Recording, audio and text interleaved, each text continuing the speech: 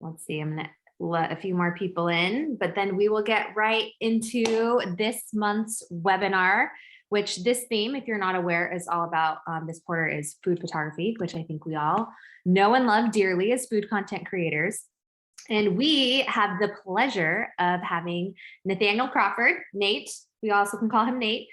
He's going to be teaching us about food styling and food photography today. He's an award-winning Chicago-based commercial food product and lifestyle photographer, as you can see. So I'm going to let him introduce himself in a second. But before we do that, I want you all to just general housekeeping rules. If you've been here before, make sure that you are on mute.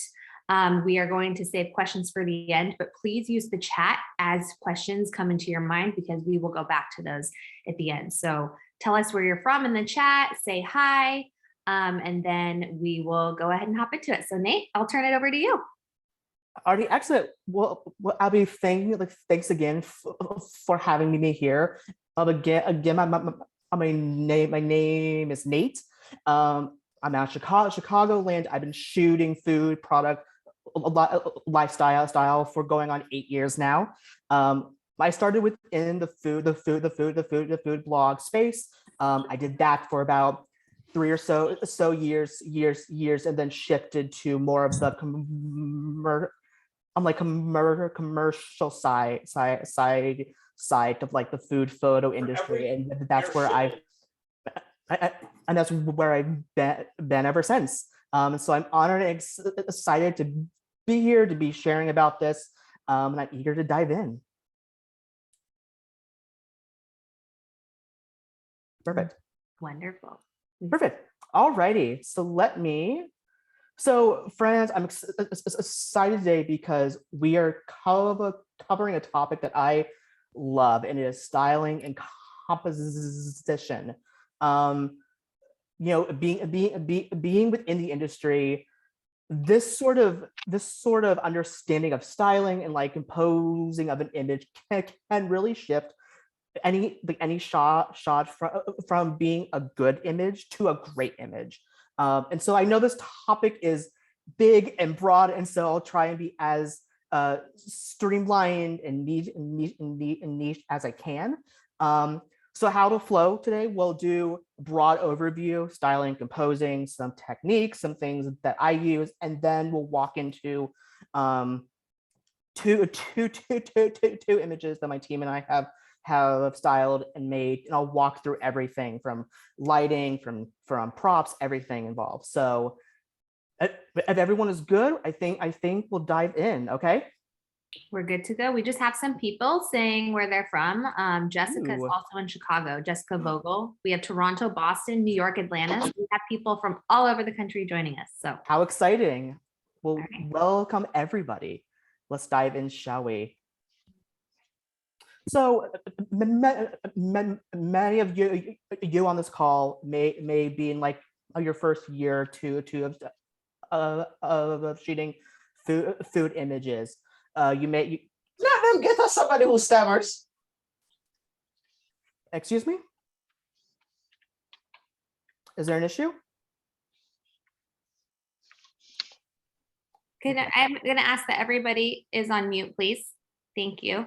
And please be respectful to Nate as he is doing his presentation. Thank you. Yeah, we'd love to. Actually, before I even dive in there, just so we have no issues here. Yes. So I am a person who stutters. I have my whole life. If there's anything within this talk that like I say, like, and you're like, hey, I don't understand that. Are you able to repeat? Fantastic. If you can't do that, then I ask that you leave, because I'm not interested in trying to teach anybody who isn't respectful of me. Okay. Yes, and I just want to add that too. Thank you, Nate, for clarifying that. And at Tastemaker, we are very inclusive and don't tolerate any sort of harmful language or anything that is offensive. So yes, you can feel free to remove yourself. So thank you for clarifying that. Sure, of course, absolutely. Wonderful. So you may be someone who is new in the industry, who is just starting out. You have a camera, you're trying to understand lighting and how food looks on lens, and you're just trying to absorb everything, right? And you're just, you're trying to learn, and you see folks on Instagram who take beautiful images, and you're like, I want to do that. Or maybe you're a few years into our industry. You understand how lighting works, you understand how settings are, but your images feel a tad off, right? Your styling, your scenes feel a tad like empty. There isn't a lot of story behind it, narrative, and you feel lost, right? And so it's someone who has been like in this industry for 8-9 years. I can tell you that any part of the journey that you're on is valid. So everyone has like a day one. We always start from some point, and our images, typically when you ever start out with any art form, it's gonna be bad, right? And that's fine. And so through years of learning, understanding, like, styling and composing, I've been able to build up a portfolio like this. And so anytime that I approach any sort of scene, regardless if it's my own project, if it's for a brand, I always ask myself the question, what narrative am I trying to tell? Right? Because, like, again, because we as humans love a good story, right? And so within our food images, we have this amazing opportunity to help our food speak.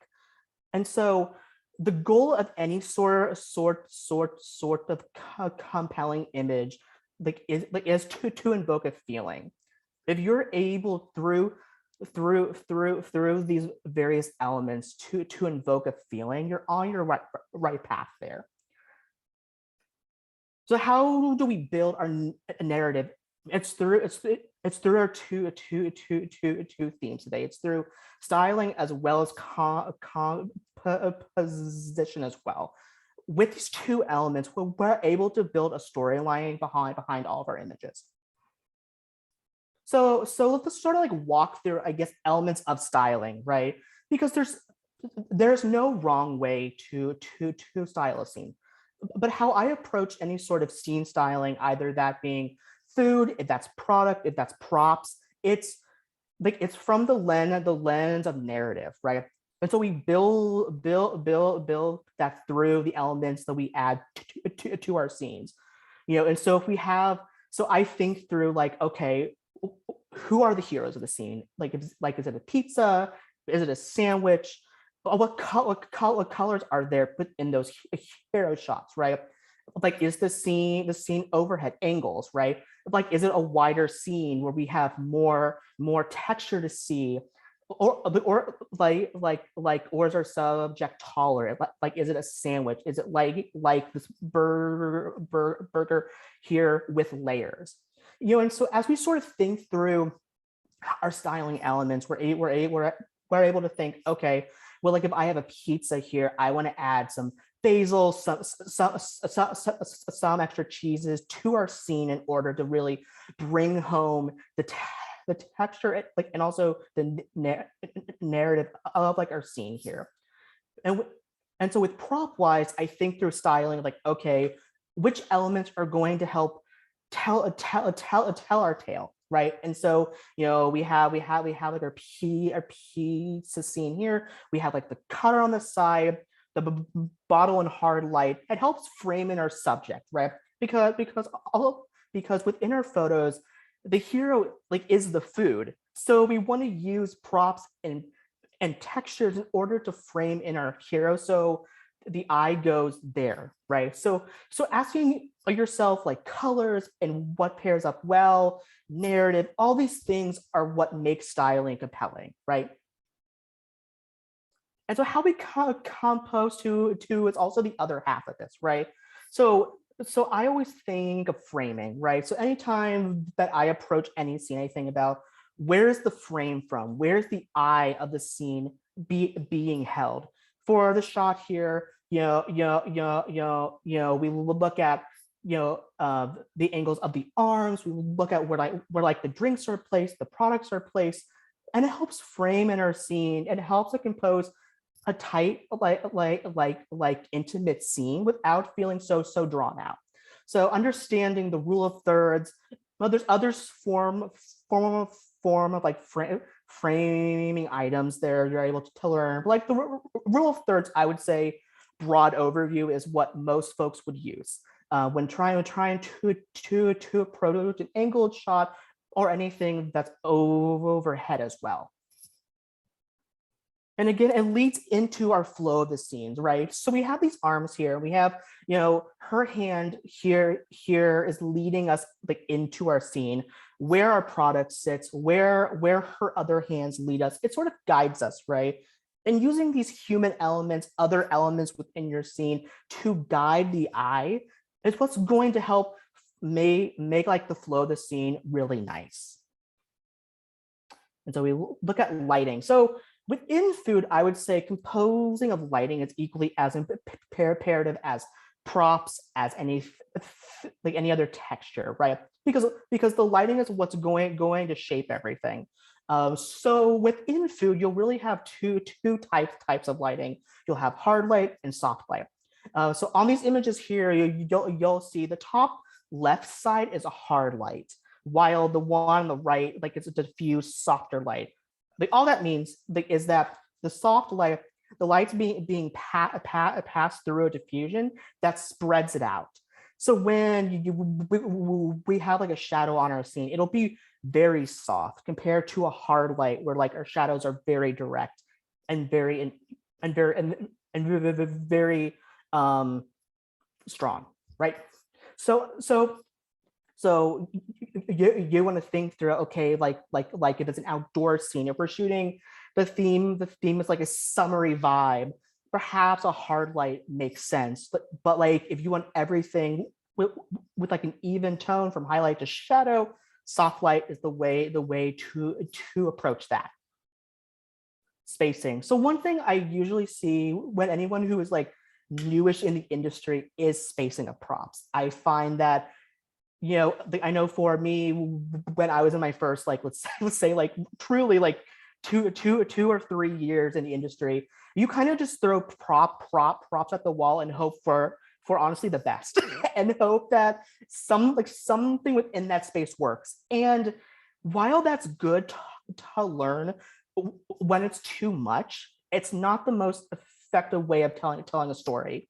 So less is truly more within compelling images, and being able to say, okay, here's where the hero sits, here's where like the other stack sits waffles here, and then I'm going to add one by one elements to our scene until I feel like it's full enough. So with this, there seems to be balance, right, between our hero shot, but yet the props aren't drawing away from like the hero. So spacing out, giving everybody some room to play with is going to be helpful for all of your images for sure. And also too, so I have friends who love to like draw up ideas and like sketch out ideas. If I'm shooting with any sort of like brand who is like very involved, they'll ask to like see a diagram, a mock-up of like, here's what the scene will kind of look like final. So then we're able to brainstorm, and on the actual set day, have like a strong map idea of where like the shot is headed.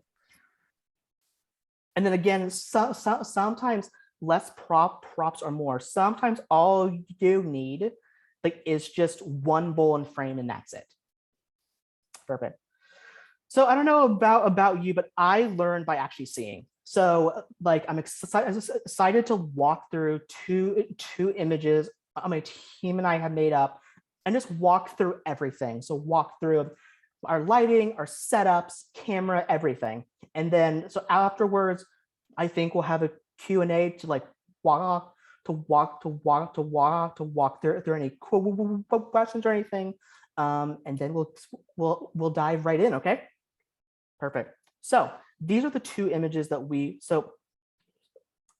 I was ahead of myself. Okay, so first I want to discuss inspiration, because I think with any sort of shoot that we do, small scale, large scale, we kind of have like this moment of inspiration of like, where are we drawing from? Where is our inspiration from? And so for this, my sort of idea, I wanted to do a summary backyard vibe with like, nice light, tree vibes, like, it's like a summary produce in the scene. So that was sort of my very vague vibe of what I wanted these images to invoke, right? And so then, of course, like anybody, you go on Pinterest and you just like find inspiration that you want. And so I was trying to find some picnic items, some produce, salads, all that stuff as well. And so I use a program when like collabing with any brand or stylist that's called Bubble Up, which essentially acts as a Pinterest board, but anybody can add to it. And so you're able to like add folks, add images, they're able to like and comment and share. And it's a fantastic tool that I've used for about a year or two. It's just fantastic for like a project like this, where I'm sharing it with other folks to get their ideas and inspiration. So come shooting day, we all have the same sort of understanding of what the project is.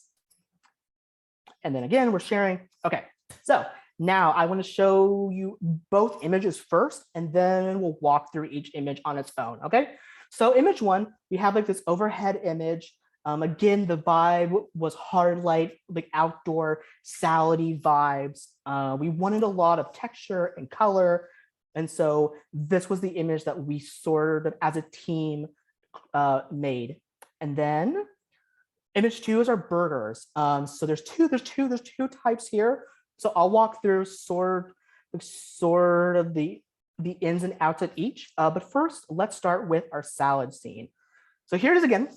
And I will want to walk through the items. Again, we chose two types of salads. So I really loved this greenery salad I saw on Pinterest. The textures, the colors, how it looked in hard light was just beautiful. And so I knew within this image I wanted to use that salad. And then we found other salads online. We found this beet salad that looked really pretty in that bowl. We found like a cucumber and watermelon salad as well. We wanted it to be a summery salad party. That was the narrative we're trying to push here. And so then I wanted to also add some fresh fruit. So we have these really cool cherries, these peaches and plums, just to hit home this like backyard summery vibe, right? And then let's discuss lighting. Okay, so lighting here, obviously it's a hard light, right?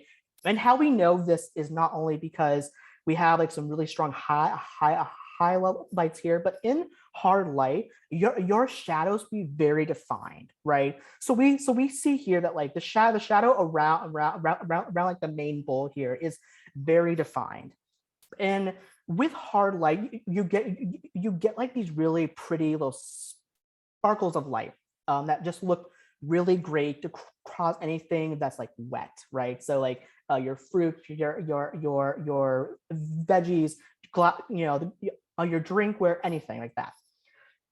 And so I wanted to show our lighting here, and I wanted to pause right here. Okay, so this piece is fascinating. My stylist Myra actually brought this in, and essentially all it does, you have a hard light that then like as it hits through it, like it creates these almost like tree-like shadows. So where like if we go back to our scene, we subtly can like see the elements there, right? And so again, whenever you're shooting with hard light, you have this really excellent opportunity to add texture and feeling to your light. The light we use here is like as a flash. I wanted that very punchy style of lighting, and so I use flash. And then let's walk through our camera setup here. So this is really fun. So this camera here, so this tripod, I want to actually discuss first our tripod. So this is a setup that I saw online. A colleague of mine uses and I just adore. So all it is, it's just tripod, it's just light stands, long bar attached to little grips. And so you're able to go any height, tighter in, higher up. And it's also attached to our laptop there. So we as a team are able to live view what the lens is seeing. So I would say for most of all my work, I would say now I tether 100% of the time, I would say. Solely because if you have stylists in the room, clients in the room, it's nice where everybody is able to see your scene and feel like they're involved. And so then the other note I want to add here is our aperture. So there's folks who will be shocked, but I would say most often I'm shooting above an aperture of 5.6 most often, and anything that's like an overhead, I would say it's anywhere from 8 up. Solely because I want everything in our scene to be in frame as possible. And so with that higher aperture, you're able to achieve that. So that's why I chose that. And then props. So props are really fun here because we're able to really mix and match and play, right? So before any of our heroes were added here, we actually placed down the bowls and props first, solely to see one, how it looks in hard light. 2, where is the spacing? So we're already playing with where everything is before any food's added. So once the culinary team's done, the food is prepped and done, we're able to add that immediately and then shoot before anything starts to wilt or die. With anything with like really uncooked produce like this, where it's salady, your time span is longer. But if you have anything like cooked meat, anything that melts easily, or looks dried out, you want to really prep your props first before adding any food. So we're able to say, okay, spacing wise, angle wise, everything is set before any food is added, and then make any sort of changes afterwards. And so I wanted to choose props that were, they're darker, they're lighter. We have really nice bowls here, some wide plates to fill in our fruit. And then a note here, are these napkins here. So with food, most food, I would say, it's mostly warm. So you have your reds, your oranges, and your yellowish hues. And so one way to help balance all of that is adding bluer elements. So bluer napkins, bluer bowls, textures, anything to sort of make the scene feel well rounded and whole. So I would really look for bluer elements if our scene is very warm. And then finally, we're going to do our final touches here. So again, the scene looks amazing. And the only other thing that we added was some fruit on the side here, some nuts on the side here, just to add some real life texture, right? That the scene feels lived in. It feels like it's someone's home, and we're gonna dive in and eat.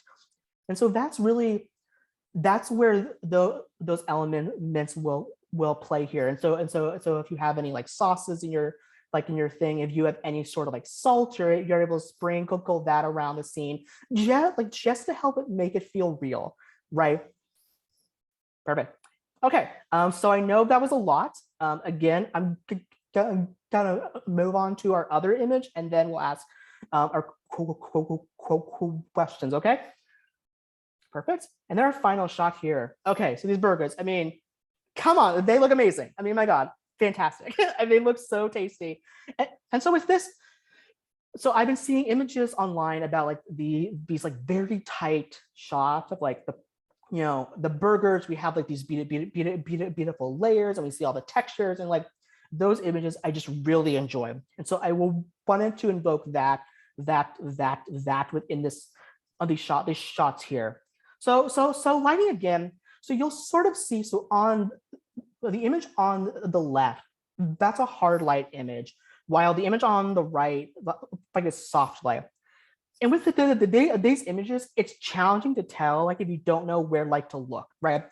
But if we look at like, let me just zoom past it. Okay, so if we look at the shadows here, right? The arrows are pointing here. Our shadows, like on the hard light image, is very direct, like, and we're able to see, oh, very defined shadows, right? Two, you're also able to see like the sparkle, like with the sort of, you know, the oil on here, the water misting. Like the hard light really does like some weird things and like makes produce and things just like shine. And so, you know, like in these images is a little bit challenging to tell. But in the other image of like an overhead, it's very easy to tell when like it's in hard light or not. And so then on the other one here, we see that it's also a soft light. So everything is very like even from highlights to shadows. It's all very even, right? Perfect. All right. So camera. So again, the settings on both are actually pretty much the same, I would say. The only thing that did change, the aperture, because how tall the scene was, it filled up the whole frame here. We had to get like even more folks in frame, and so we actually we took one image from like the burgers where like that's in frame, and then like we did it the same for like the onions on top, and then in post we layered the image so then everything is crisp and sharp. That is just how we sort of approached it, because like again the scene is so filled up that we have to get like various elements sharp there. Perfect. And then props here, there really aren't any. There really isn't. But food styling wise, I think this scene is fascinating because in order to get these sort of like really nice squirts of mayo and ketchup, we actually like put both in like in like a syringe and just squirted it there. So our styling is very exact, because with these scenes, any sort of like misstep or missquirt will show, and so we really want that control like over our styling. And then here you'll also see here that on our onions, tomatoes, like as well as the meat, we have like this nice like mist of water, right? And all that does is just brings out how fresh everything looks and is, right? And so you have like these speckledness, and within the light, like it just shines. It just looks fantastic. Perfect. Okay, so I know I covered a lot. So now is the time for anybody who has any questions for me on anything I discussed beforehand, the image walkthrough, anything I'm able to answer, I'm happy to do so.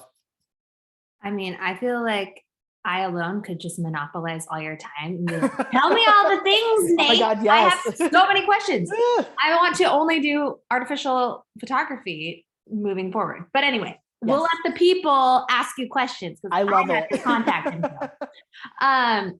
Okay, so we're going to hop into this as they come in. So please put your questions here. And by the way, as you were showing the images, we were all just enamored by your photos. There were lots of comments saying, "You're amazing. These are beautiful holes."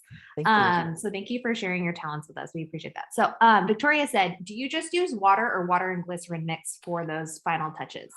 Good question. So this, I believe, I think it's glycerin and water both. So it really depends. And why I say that is that, so I was on a set once where I was the stylist, and like it was all like grilled meats, and so they actually like brought in and made that's like mock grill set, right? And I learned that glycerin is like flammable kind of in a way. Yikes. And so when spraying any meat, it has to be just like pure water or pure oil. It can't have any other elements because like it could catch on fire. I was like, how interesting. But I would say for most food styling that isn't around flames or fire, lesser and water work best. Like it'll just stay there nicely on any like glassware, any sort of like produce. It just like it's the easiest solution for sure. Where do you buy that? Like, where would you recommend getting that and sourcing it? So I know they sell it at Michael's. It's in like the cake aisle. Okay. But honestly, Amazon, Yeah. there's plenty of options to have that for sure. Awesome. And yeah, thanks for the safety tip. We don't Yes. need you all lighting yourself on Please fire don't. with the I was syringe, like, people. who knew? I had no idea. Yeah, Right? fascinating. Yeah. Okay, so Nicole says, do you only recommend artificial light or find natural light good too? So I guess that I was also wondering that, do you almost exclusively shoot with artificial or do you do both? Yeah, so it really depends. But I would say for lifestyle work, so anytime we're like, let's say like it's outside and there's other talent involved, there's like a scene involved. Sometimes I'll do just like the sunlight, like other times I'll bring in other lighting. I would say for anything in the studio, I haven't shot with natural light in probably 4 years. So I would say, but like, so I started to on like anybody, you know, the sun is there, it's free, it works excellent. But I got to a point where I needed control, like over where light is and how powerful it is and all this stuff. And so the sunlight wasn't enough anymore. And so that's when I started to do more like flashes and the video lighting and like learning how those worlds work. And now I'm at a point where I probably don't shoot with the sun that often. It almost hurts a scene, I would say, just because trying to balance flash as well as the sun can be tricky. So I tend to just use the artificial light when and where I can.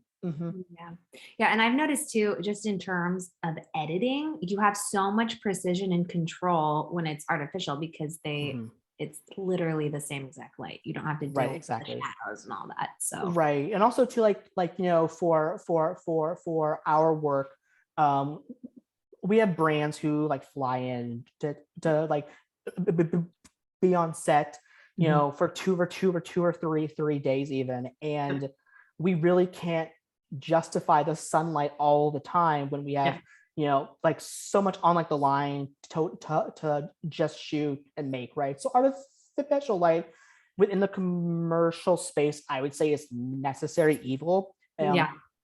It's challenging to learn solely because it's new. But once you learn it, I will promise you that like sunlight to you is like, oh, that's so foreign. Why is that there? You know, for sure. So I know it's hard, but definitely like if you're on the fence about it, just learn it for sure. That's awesome. Ashley would like to know, because I mean, the syringe idea is genius, the syringe hack. So what other food styling hacks do you have in terms of like the nitty gritty details of how to get food just right? I wish I had like an image of this. So in this burger here, there's probably maybe 4 to 6 like T-pins, and all they are truly it's like these metal pins that are like a T shaped, right? And all they do is just hold everything in place. So when you have like these produce like tomatoes, onions that like move and slide around, it's nice to like just like grip them and say stay there. And so when you're styling a scene, especially anything that's like layered that you want to keep from moving, those T-pins work fantastic. So I've used those on a number of projects, and they're amazing. I love them. So are those just for like close-ups? Because if I'm understanding correctly, you can put them in and then you can essentially like put food on top of it to hide them as well. So I would say anything like layering. So if you have like a sandwich, right? Being able to like hold everything in place Mhm. that's when I would use T pins for sure. And I did share the link earlier, and we will share these in the show notes, and I'll throw the links in here. But Nate has shared with us all of his resources, which it's in the comments here, but I'll put it in again so we can see all the details that you have. Mhm. And a question that we had come in beforehand is from Alex, and they are asking, what kind of light setup do you recommend for hard light, which you have gone over? Yeah. They want to know specifically, do you recommend using an umbrella for hard light or a bounce card? So I think what we can do is, can we get into some more details about specifically what that looks like? Yeah, here, let me actually go back here. Okay. Go back slides, please. Okay, let me see where's a good example I can show you, like lighting wise. Okay.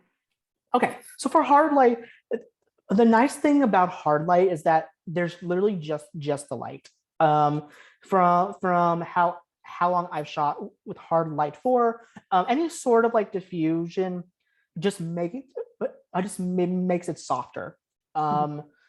There's the umbrella like I have, that's for like very soft light, like I have removed like that mesh where it's just the back of it, where like hard light you'll get like an in between hard and soft light. But hard light honestly is just your light source here, blast the thing down with any sort of like texture or any like diffusion here. So with here we have this product here where like the light hits it, goes through it, and makes like these like pockets of highlights and shadows. So that's really where like diffusion, I would say that's where it comes in. It's not really diffusion, but it's more like adding texture, I would say. But hard light, I think it's easier solely because there's less things like in between you and the light. Yeah, because I saw that diffuser fancy thing. I've never seen that before. I think that's really interesting. That there's just like so many different things. So how do you feel about, because I'll just use myself as an example personally. I have the softbox lights, like that's all I've used and delved into in terms of artificial lighting photography. So that is obviously a form of diffuse soft light. So I'm just thinking in terms of having that. So you know how you can take the covers off of those?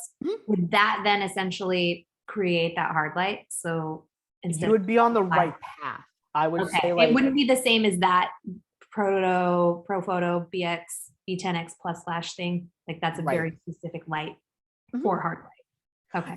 Yes and no. I mean, honestly, like, with gear, I would say, like, I have friends who just use the sunlight, who make great hard light images.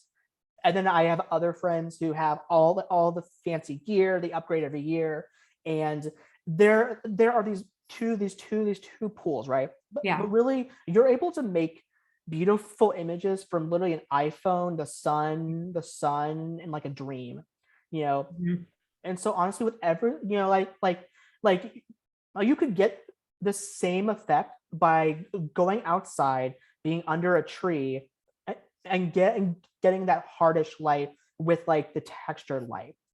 So they're really, the flash just helps because like on this day, like it was raining outside, and so to have like that hard light whenever we want, it's very nice to have for sure. So that's why we use the flash there. But you really could use this sort of principle like anywhere for sure. Okay. That's great information. Eatcell would like to know, in this shot, is it not affected by the light in the window because it is continuous light? Like, does the natural light coming in from the window impact the artificial light at all? Not. So like the answer is probably yes. But like within the scene, I don't see it distracting. And also the flash too overpowers a lot of like ambient light or any other light.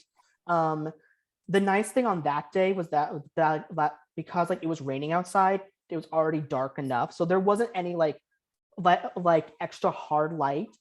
If there was, I would have either like, you know, shut all the blinds, or added some like diffusion up there, just Bonnie! to, just to balance everything for sure. But honestly, in the scene here, you can't really tell. And I don't think it's distracting.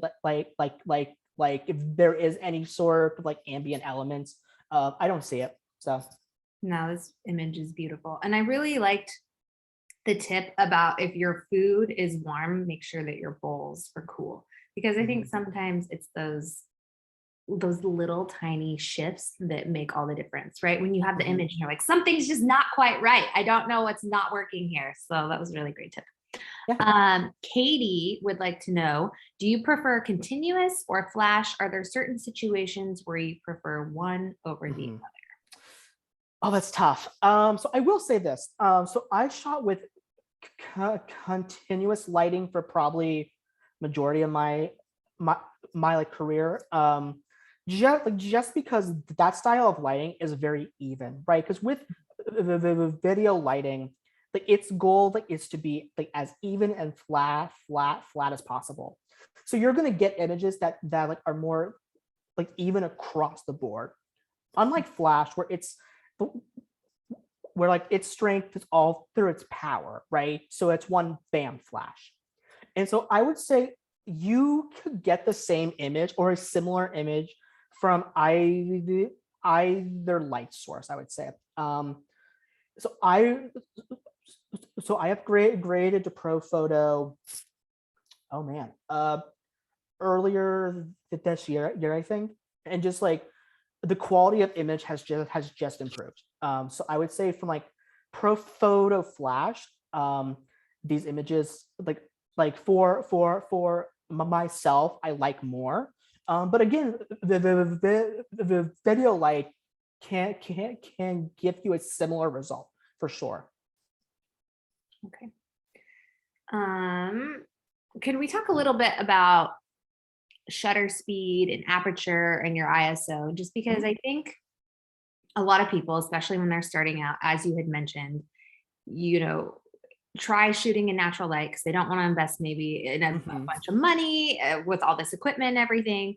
But as we know, you can't shoot in those really high apertures when you're relying on light coming through your window without it being really bright, right? And sacrificing the quality of the image. Right. So I wanted to personally to know a little bit more about that when you said you don't shoot on anything less than 5.6. Has there been a time in the past where you used to shoot lower and it wasn't crisp? Like, I'm just curious about your transition into getting those really crisp images. Sure. Yeah. So I would say for sure.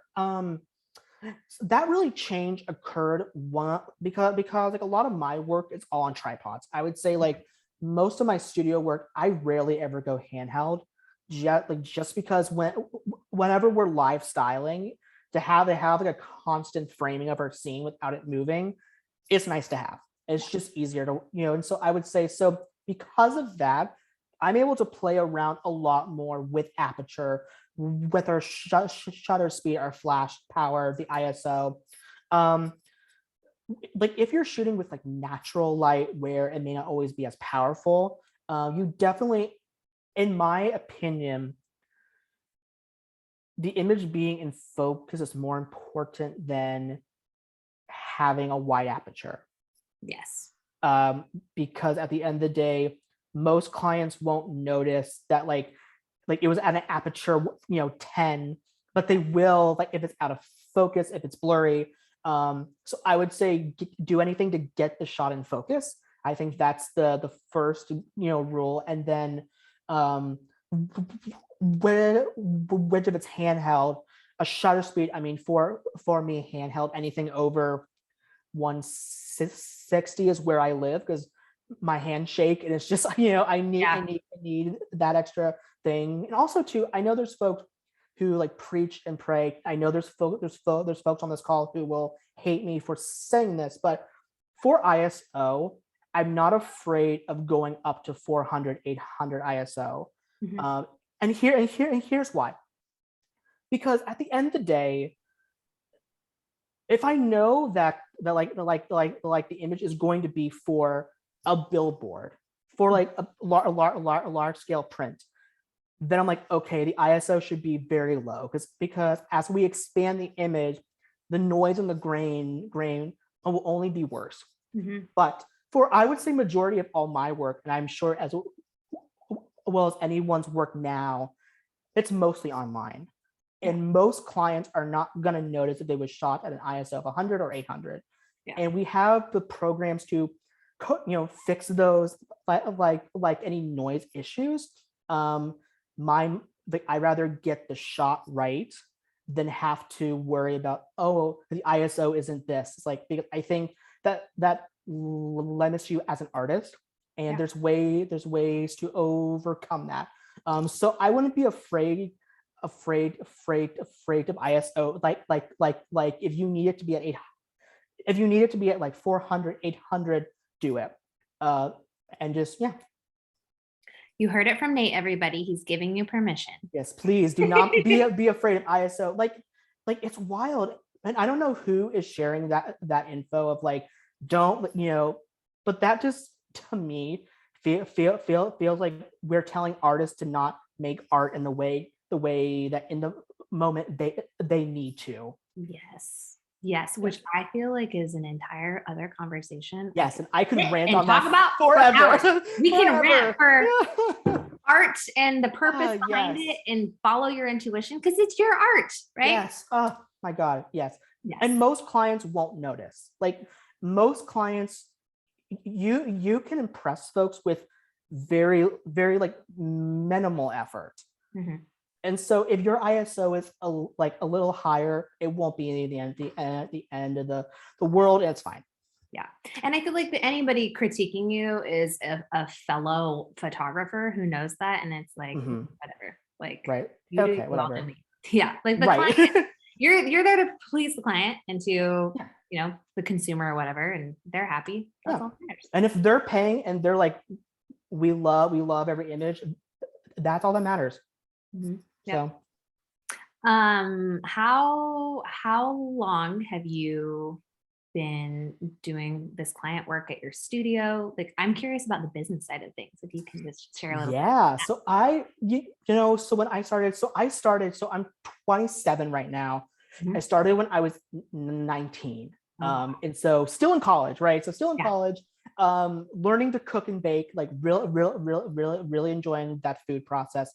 And whenever I started my company, I wanted my end goal was always to do it full time and do like brand work. You see these images in Williams Sonoma, you Mhm. see the images in Target, and like these like beautiful images of food, the better, like the styling is fantastic, the vibe is there. I'm like, I want to do that. Mhm. And so slowly over time, I started to build up a career where I was able to do that, Mhm. and to doing more and more like large scale shoots where we're planning, 2 or 3 or 4 days of shooting with variety of products and food and people. And so as of now, like studio wise, it's all in my apartment space here. I would love to at some point have like a studio space that's just like away from like the home, but as of now, like the cost of renting is just wildly overpriced, and so especially in Chicago. And so like just not, and so like here we're able to make beautiful full images like this, like in a bedroom space that's like 500 square feet, Mhm. and so we're able to make art from anywhere. And so I hope that like that like inspires everybody to be like, hey, I'm able to make art from anywhere. My house, if it's a studio space, if it's a house, wherever that you are, there's no excuse to not make art. So I love that. Yeah. Yes. And it's not about all the gear. No. And because my oldest brother is an artist, and he, like, on all mediums, and it was one of the most useful piece of advice that he ever gave me. He was like, the gear and all the money and everything. And the space does not make the artist. It is you. And he's like, you can Mhm. have the smallest setup and like the oldest lens and camera. And if you as an individual know how to do that, you know the basic elements of Mhm. composition and styling, and like you have Right. that passion, you can do anything. So Yes. I think that I love it. Yes, absolutely. Yep. great. Well, I think that is it. Are there any final questions from anybody here in the group? I want to share a few links that Nate shared with us. Thank you. So you can join the TK email squad. Nate, do you want to talk about that? I'm going to pop that here and let Sure. everybody know where they can find you. Yes, absolutely. But first, before I dive into me and all that fun jazz, I want to first get through all these slides. My God. Okay. So these images were not just me. I have a full team of folks who have helped me create these 2 images. This team I worked with, like they are my ride and dies. From food styling to prop styling, they are just the OGs. So before you follow anybody, me, go and follow all of them. They are fantastic and talented humans, and I love all of them. They're amazing. We're lucky to have a great team, and I will Yes. attest that running a company is done by your team, as Tastemaker Yes. included. Like, Yeah, it takes a village. It does, and like truly, everybody brings such a good element to every shoot. They have their own ideas and thoughts, and like it's such a fun space because why I love food and why I got like into food is that it's such a community thing, right? There's so much about food and sharing and ideas and like being able to take a full idea and bring it into the real realm where I would say like there's the image that we as a team did. That's fun. I love that, and so collabing is such a fun part of my work and my team I have here. And so it's just they are just fantastic humans. But all of them are just wildly talented and just great. So it takes a team, and at this scale of shooting, it takes a team. Well, you Perfect. And so like I'm on Instagram, social, TikTok, all that fun jazz. Feel free to follow me on me there. And then the email squad, we share some updates on like photo information, classes, behind the scenes, all that fun jazz. So if you're interested to join there, I'm sure there's a link somewhere in the chat, I'm sure. I'm getting it right now. Perfect. And then lastly, of course, well, one of the things I love about like educating and teaching is being able to serve and help others. And so if you are an artist who is like either new in the industry and trying to learn everything, like, or you're like a few years in trying to make that leap from part-time to full-time, from blogging to like commercial advertising. I would love to just connect and chat more and help you along that path for sure. Wonderful. Well, I've shared all of those links in the chat here. So Thank you. Be sure to check everyone out, his team, say hi, join Yes. the email list. And now you all have his information too, and you can go pick Nate's brain. I feel Love like it. I have a lot of questions personally for you. So I will be Perfect. reaching out to you for one. Yes, please. And also too, if anyone has anything post this, you're like, ooh, I will actually ask that. Feel free to email me, DM me on Instagram. I'm happy, always there to respond and help. And yeah, so thank you again for having me. Like so much fun. Like I love to talk about food and photos and stuff. So it was an honor. Yes, thank you you for being here so Thank much. you, everybody. You can just tell that it lights you up and you are doing what the universe called you to do. Oh, for sure. Following your passion For sure. and Yeah. being able to do what you love. And I think Yeah. that in itself is so inspiring. So really, thank you for sharing your time and expertise. We really appreciate you. This will be available, everyone. We will get it edited and have it up for a replay on YouTube and in the collaborative. So look out for that in a couple of weeks. And have a great weekend. It's Thanks, Friday. everybody. Woo! Bye, everyone. Thanks, everybody. Bye-bye.